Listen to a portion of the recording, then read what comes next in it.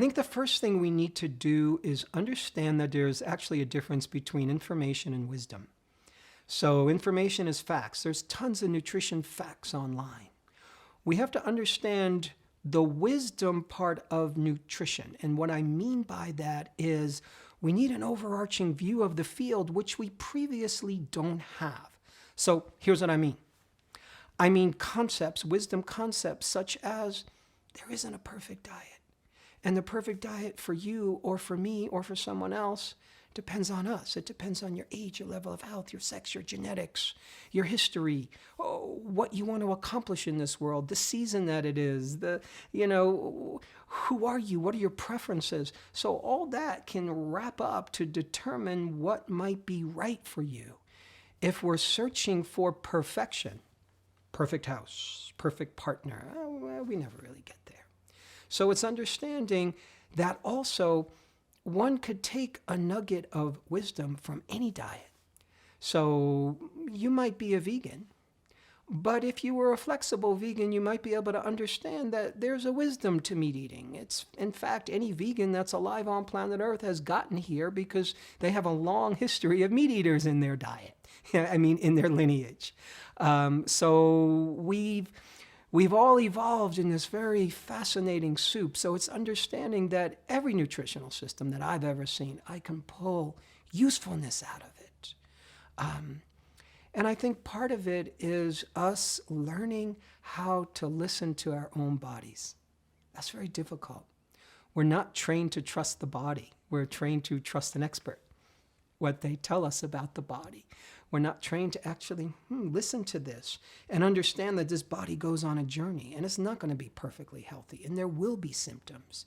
So how I'm feeling right now and the headache that I have, is that related to, I didn't get sleep last night, or I had alcohol last night, or I ate this yesterday.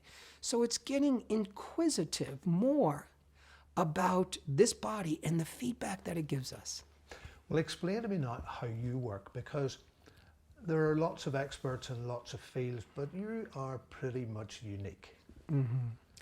I love to see every human being as being just a brilliantly scripted story. We're a story. You have a story. Your life is a story, your health is a story, your nutrition is a story, your hopes and dreams, it's all a story.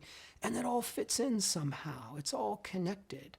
And it's not just, yes, it's about nutrition. It's about eating the right foods. But we also don't understand that who we are impacts how we metabolize that food. So from my perspective, I'm aware, I see this all the time. I see people who are eating just what's so right for them. They have a great diet. They have a great lifestyle. And they still might be physically unwell, or they still might be miserable. And oftentimes there's something else going on. So yes, might there be a disease process going on? Sure. But also who we are and what we're going through impacts how the body metabolizes. So a client might come to me and say, I'm having digestive issues. So their digestive issues might be connected to the series of antibiotics that they just took that wiped out their gut flora. Their digestive issues could be that they have food allergies, but also their digestive issues could be that, they're going through a difficult period in their relationship, and that stress will literally decrease digestion and assimilation and calorie burning because the body is not designed to eat under stress. So their digestion will be impaired as long as that relationship challenge isn't fully being managed, realized, handled in a way that they can more relax into it, if that makes sense. So it's looking for all the factors. I like to look at all the factors that impact health. And I think we live in a day and age when we understand that who we are, that the mind impacts health. But I think it's more than the mind. It's our story. It's what we're living out. It's how you doing with your kids, how you doing with your purpose, why you're here, what you want in life. All of that, if I'm stressed out about who I am and what I'm going to be when I grow up, that stress, once again, it's translated into the body. and it will impact how we metabolize a meal. I heard you give an incredible description. I'd never thought about this before. I never imagined such a thing could happen before. But you talked about multiple personality disorder and gave an example from that about how different we all are. Yeah. So, in the United States, there was a period of time in the 1960s and 70s when just the concept of multiple personalities was very fascinating and everybody was jumping on board with it. And, secretly behind the scenes, many psychologists believe that having multiple personalities is an interesting starting point to understand how us regular humans work. So the whole point is, in other words, you and I, we're not just a person. I'm just not Mark. I'm actually a collection of characters. I'm a cast of people. I got a dad in me. I'm also a son. I'm also a brother. I'm also a professional. I'm also a guy that likes to go out and have a shot of tequila with my friends. I could act like a king. I can act like a jerk. So all of these are personas, they're personalities. Well, what's interesting when we, the collective, we, the scientific, we started studying multiple personalities, we began to notice that each personality had a different physiology. So when a multiple personality disorder patient would switch into a certain personality, you will see difference in galvanic skin response, heart rate, blood pressure, hormone profile. Well, there's one famous case where a multiple personality disorder client, patient, they were an insulin-dependent diabetic in one personality. Switch to another personality, they're fine. There was another patient who was allergic to citrus fruits, such that eat a citrus fruit, get hives on your back. Switch personalities, and right before the researcher's eyes, the hives start to disappear. Point being, if we translate this to all of us, that there are certain personalities that we might go into that have their own physiology. So I happen to know that when I'm in a good mood, when I'm celebrational, and I sit down to a meal, I can eat a big meal and digest more when I'm having a good time. If I'm going through a lot of anxiety or fear, or if I'm worrying, I can't eat that big of a meal. The worrier in me doesn't do so well. I had a client once who said to me that she's allergic to gluten and very sensitive to it. And as soon as she eats gluten, she gets all congested. But when she goes back to where she was born and raised and visits her grandma, and grandma makes sponge cake, and that reminds her of her childhood, and it's just the best memories ever, she eats the sponge cake, which is filled with gluten. And not only doesn't she get congested, she feels fine. She feels even better. She's entering what I think is a different physiology, a different personality. She's being transported back in time. So it's interesting to note who is sitting at the table when we eat, who's sitting at the head of the table. It's fascinating. One of the areas we're looking at is how we can live as long as possible, as healthy as possible. So from your experience and a range of clients, is there ever a point where it's too late? Are old guys like me more concerned, is it later in life? That's what seems to be the case for me, because I didn't think about this, didn't think about longevity until maybe I was 60, and then I began to think, I haven't got much time left. So from your personal experience of clients, how does that work, and is it of huge advantage to get on board earlier in life? Is there a point where it's too late? I think that's a beautiful question. I think I could say for sure in my observation, the sooner we get on board, the better. I just love to say to people, think of your health as a long game, not a short game.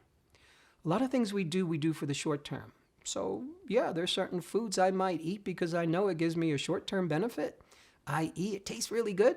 But if I eat that every day, it might not give me a long-term advantage. So the mind is constantly, hopefully, trying to figure out, does this give me a good long-term advantage, or is this just a short-term advantage? Because a lot of us want instant gratification.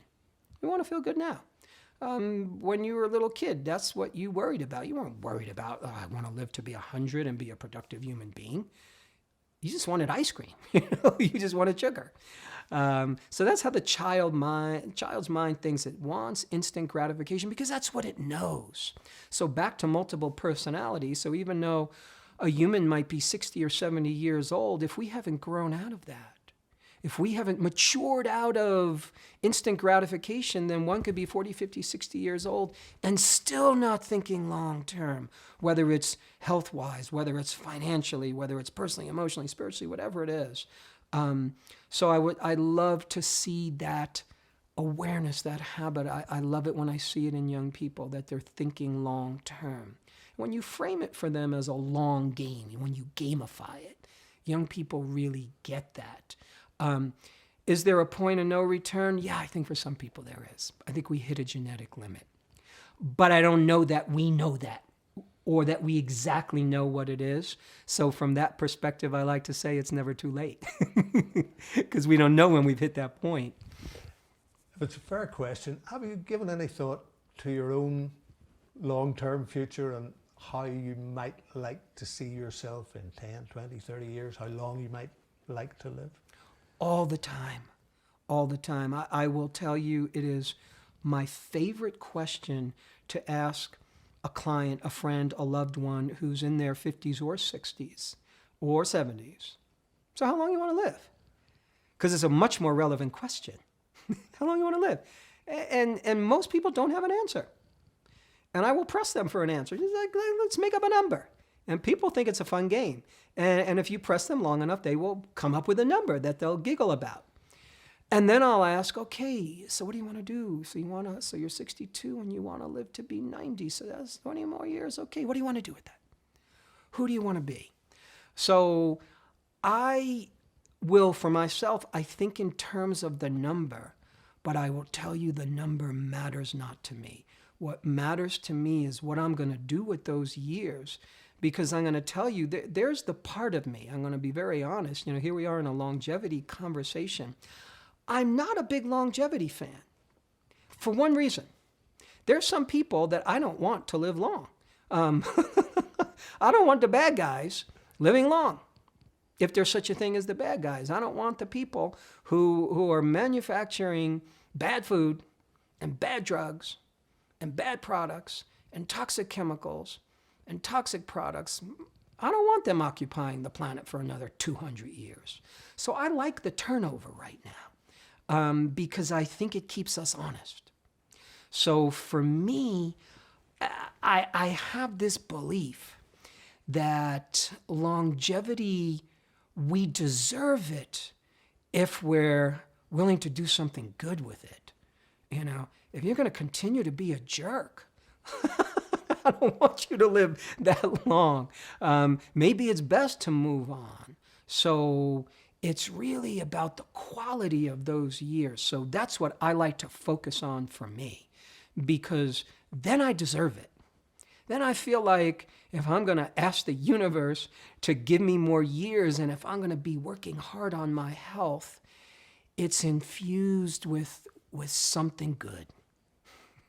Now, you're a guy who's an expert on psychology of eating, on nutrition. But I also heard you talk about your childhood. This is not something that came naturally to you. Like some other people in this field, you suffered as a child from illness. Yeah, I came into this field strictly out of necessity. My earliest memory was of dying. I was probably about 7 days old. I was being driven in a car.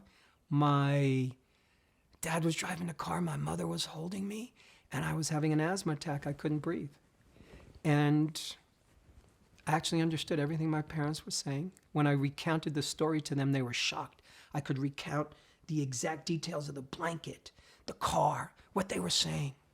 And that continued throughout my young childhood. I was deeply asthmatic, deeply allergic, deeply immunocompromised. It's interesting, that was back in the days when vaccinations first started coming out.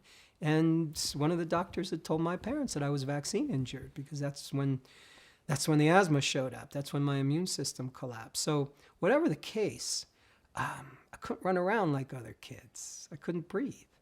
And we went from doctor to doctor, nothing worked. And I was raised in the generation of completely unnatural food, TV dinners and Fruit Loops and Kool-Aid and Velveeta, like nothing real. And I'd heard a rumor that fruits and vegetables were good for you. I was 5 years old. I asked my mother to change my diet, and she did. And coincidentally or not, my health started to change. But the thing was, for me, I was empowered. As a kid, it's magic when I was able to do something for myself. So that was the real value for me. Because I remember thinking, the adult world is not helping me. What can I do? Which is maybe not the usual thought process for a 5-year-old child, but I was desperate. I wanted to run and play basketball. So what's it going to take for me? So I was off to the races then, because that magical sense of, wow, what comes into my body impacts my health. To me, that was a mind-blowing concept. It might as well have been unicorns and spaceships, and it was that fabulous. So that's what put me on my journey, and I was just so inspired. As I got older and older and learned more and more, just to want to help others. I mean, that's such a natural outgrowth, and when we learn to help ourselves and find out some good secrets of life, you want to share them. Are there any particular examples you would maybe think of from your own experience, from your own clients or whatever, where people have really turned around a problem situation? Health problem, personal problem, tell me. Oh, yes, well, yes. I'll tell you a story about one of my, for me as a professional, one of my breakthrough clients who completely changed my practice. And notice, by the way, we call it a practice, not a perfect. I was very clear when I started practicing that I didn't know what I was doing. I was okay with that. I have some idea, and I have an interest, and I have a fascination and a care and a concern. Okay, so I'm living in Massachusetts, and I get a telephone call from a medical doctor who lives in Toronto. He wants to come down from Toronto, fly down, and come and see me for a health challenge. What is it? Digestive issues? Great, come on down. So we meet. And what he tells me is that for the last approximately 18, 19 years, every time he eats, he's in severe digestive discomfort. Now, this is a man who's originally from China, moved to Toronto, is a practicing medical doctor. He understands Western medicine very well. He understands Chinese medicine, traditional. So he has access to some of the best medical care. And nothing has worked. So he's heard about me, and he's coming to me sort of as a last resort, because I'm one of the weird guys. So great, let's talk. What do you eat? That's a good place to start. You do a dietary intake. And he starts to tell me what he eats. And it sounds like this. Breakfast, on his way to the office, he stops by McDonald's. He gets 2 Egg McMuffins. He eats them in the car on the way to the office. Got it. Lunch, gets back in the car, goes back to the McDonald's, gets 2 Big Macs, eats them in the car on the way back to work. Got it. Dinner. He drives home, stops for some kind of takeout, pizza, burger, whatever it is, and eats it when he gets home in front of the television. It takes him 5 minutes to eat. So I learned he's a fast eater, and I learned that 2 meals a day are at McDonald's. And as soon as he finishes telling me this, he says, oh, by the way, I just want to tell you that I love my lifestyle. I love what I do. I love how I do it. There's no way I'm changing my diet. I thought, okay, I could work with that. So how long have you been eating like this? He's been eating like that for about 18 years since he's moved to Toronto. 18 years. That's how long he's been having these issues. What were you eating before that? Traditional Chinese diet, grains, little bit of meat, vegetables, whatever. So I said, here's what I want you to do. When you go to McDonald's in the morning and you get your 2 Egg McMuffins, I want you to stop the car. Sit in the parking lot, time yourself. I want you to eat those 2 Egg McMuffins in 20 minutes. I want you to breathe. I want you to put your body in a relaxation response. When you do the 2 Big Macs at lunch, I want you to take 20 minutes. And I want you to eat the Big Macs. I want you to enjoy them. I want you to relax. Same thing with your dinner. Actually, I want you to take 30 minutes for your dinner. So, of course, he negotiates me down. Well, I could only do 10. Okay, fine. So we negotiated a little bit. And sure enough, I get a call 2 weeks later First time in 18 years, his digestive system is fine. Digestive distress is gone. And he says to me, "You're not going to believe this." He said, "Most of all, I realized I hate McDonald's. I hate Big Macs." He said, "Have you ever tried to eat a Big Mac slowly?" He said, "It's impossible." He said, "You can't savor a Big Mac." He said, "That's why I smother it in ketchup." So he changed his diet. And he started eating healthy, not because I told him, "You idiot, you're eating junk food." I gave him an exercise that helped him tap into the wisdom of his own body. I showed him a place where who he was, how he was being, was impacting his metabolism. Gave him an easy shift that he started to see the result. And once he saw the result, he was able to make an adult decision for himself. He was able to start making his own connections. He found his own inspiration. And it wasn't because of some concept in his mind of you should, because I'm sure he's heard Big Macs are bad for you on some level. But he likes his lifestyle. He likes everything. But now he felt it in his body. So that turned things around for me in terms of how I dealt with clients and in really understanding. And stress, by the way, stress can mean eating fast. So eating fast is a stressor. Stress can mean, I'm rushing to work. Stress can also mean, my dog is getting old and dying. Stress can also mean I'm getting old and I'm losing my sex drive. Sex can also mean, my elderly parents having troubles. Stress can mean so many different things. It's what's happening inside the mind. It's our beliefs. Stress could mean I'm still angry at fill in the blank. This guy, that guy, my mother, my father, for whatever they did 100 years ago. Understandable. Yeah, you should be angry, but at some point we have to digest it a little bit better. But when that stress lives in the system, it lives in the system as a physiologic event. And it changes our physiology. So it really helped me see that, yes, I can help people change their diet. I can help people maneuver what's on their plate. Take this off your plate, put this on your plate. But I learned that that's not enough. Yes, work on your plate. Beautiful, we love it. But also work on this, work on what's in here and going on inside your being, because that's equally important. It's a very good story and a very good example of something I was just about to ask you. How you kind of square this peculiar situation we're in, where health service is falling to pieces, obesity crisis, this generation apparently of children will not live as long as their parents for the first time. All these crises going on.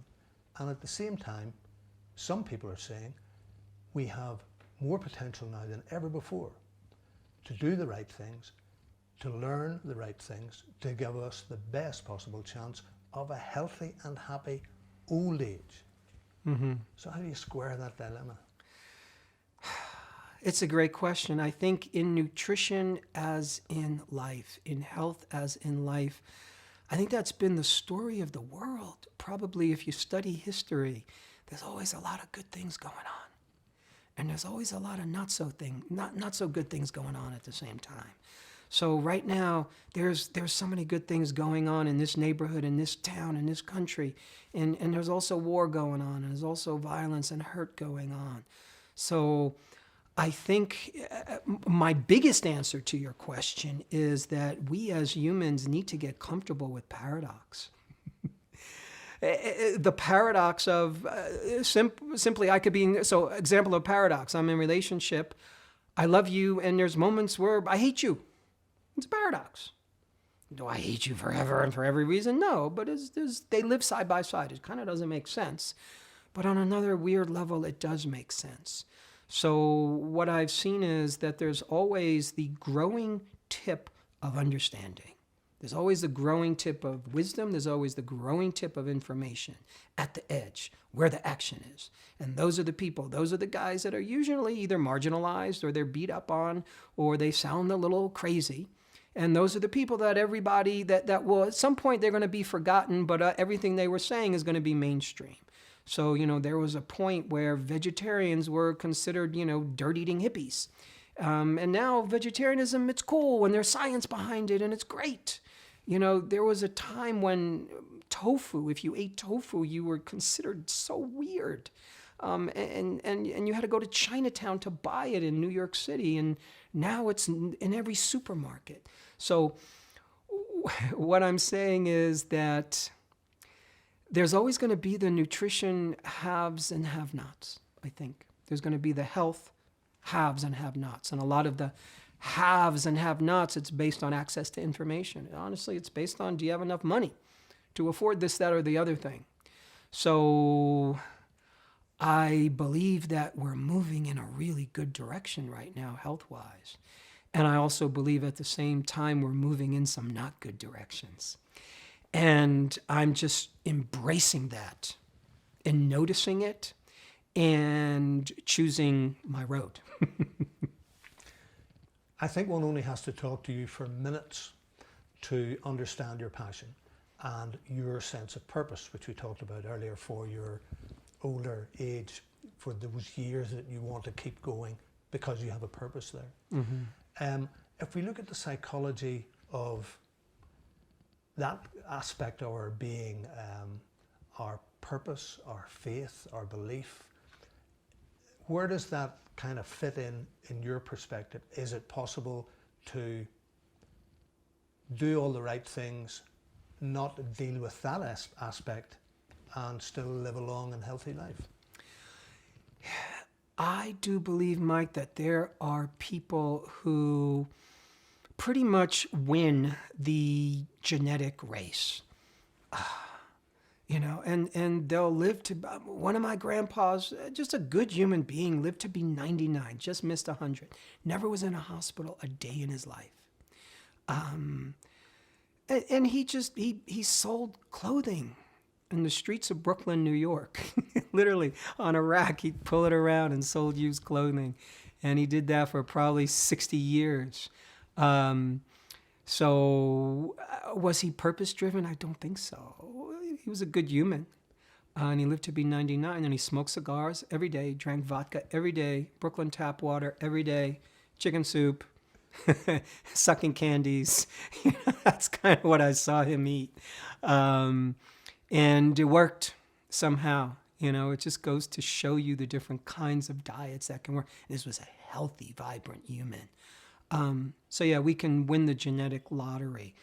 And at the same time, I think we live in a time where we have to more push the pedal to the metal on purpose, on mission, on why am I here? Because that then gives us a reason. I'm going to tell you, a lot of clients that I've seen over the years who are in their 60s, and I think this happens a lot with men clients, but more and more with women too. Men clients, they're in their 60s, they come to see me, it's like, I really need you to motivate me to eat well. I'm like, you need me to motivate you to eat well. That's an interesting statement.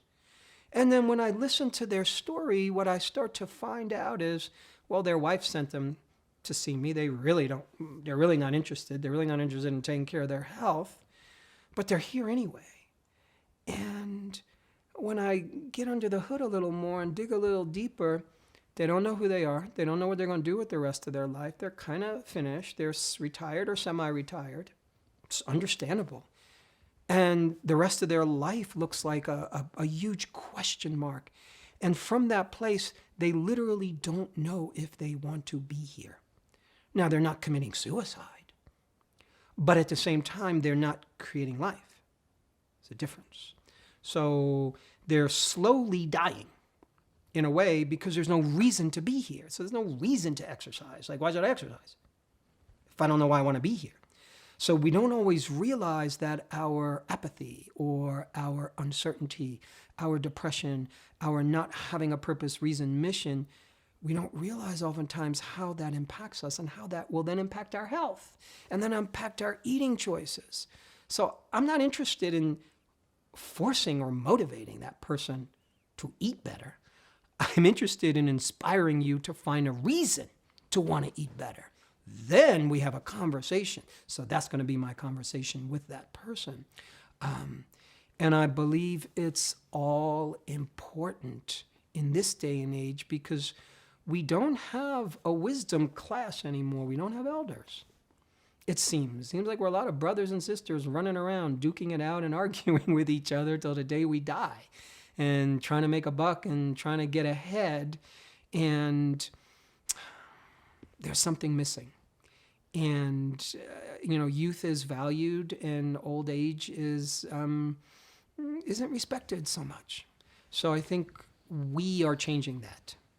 And for me, I can't think of longevity without thinking purpose, without thinking in some way. It takes us into the more spiritual or numinous realms to see, like, who am I and why am I here?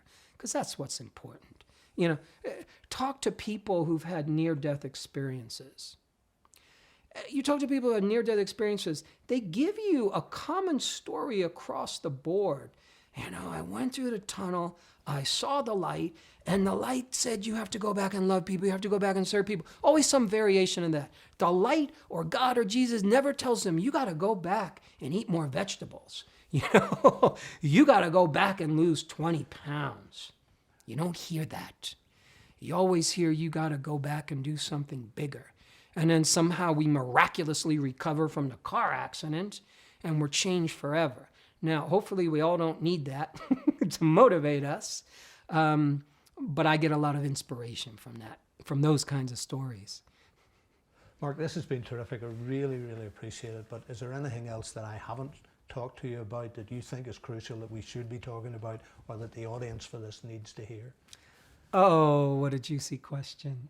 Yeah, I believe that there's a place where, when you first mentioned purpose before and you mentioned faith, my mind started translating that as faith, vitamin F, and purpose, vitamin P, and spirituality, vitamin S. We think of those kind of higher principles oftentimes as sort of non-nutritional. You don't put those in the nutrition bucket, and for understandable reasons. But what I'm playing with, and science is still very young about this sort of thing. We're creatures of biochemistry. So you and I, when we're experiencing love, somewhere in this body, there's the biochemical equivalent of love being created in order for us to have that experience. If I'm experiencing, stress, there's a biochemical equivalent. If I'm experiencing sleep, there's a chemical state that creates that. Whatever we're experiencing, there's a chemical state. So for me, when we start to move into certain states of being, it creates a chemistry. And that chemistry builds in the system. And that might sound like a far out principle, but that's our best understanding right now. We don't understand how antidepressants work, really. We don't understand the exact mechanisms. But for so many antidepressants, what you do know is when you first start taking it, the molecule has to build up in your bloodstream. It might take a month or two for the drug to take effect because it's building up. It's retraining your body. You're building up that chemical so it stays in your system a little bit longer. So when we start to build a sense of purpose, there's an energy, there's a metabolism, there's a chemistry that gets created, a literal chemistry that lives with us, that enlivens us, that we haven't been able to describe in a scientific way. There's only a few emotional states that we can actually say, you take a lie detector test. Okay, so we've got this one way to figure out maybe if you're lying or not. And that's actually just based on stress, because we get a little stress when we lie. So you see a little galvanic skin response jump. But the point is, who we are creates our health reality. So let me offer a formula, simple formula, and it might be a good place to kind of put a ribbon around this. Formula that I like to play with is called personal power equals metabolic power. Personal power equals metabolic power. So personal power. The more I become the human that I'm meant to be, the more I express my greatest potential in this life. I believe we all come in with a potential. I believe we come in with just gifts to give. a place to reach where we're giving everything we have in a good way, and we're receiving what we can receive in a good way. As we reach our greatest potential, metabolic power, the body has its best chance to reach its potential. So as I become the person I'm meant to be, the body has the best chance to become the body that it's meant to be. Now, does that mean if I'm this perfect guy, I'm going to have this perfect body? No, not necessarily. I'm sure there's tons of wiggle room in there, but what I'm saying is I've noticed that those two go hand in hand. So don't just focus on the food and just don't focus on the vitamins. Yeah, that's all important. I love that stuff. But at the same time, if you swirl in your own personal journey and your own personal development and grow as a human being, how can that not help your health?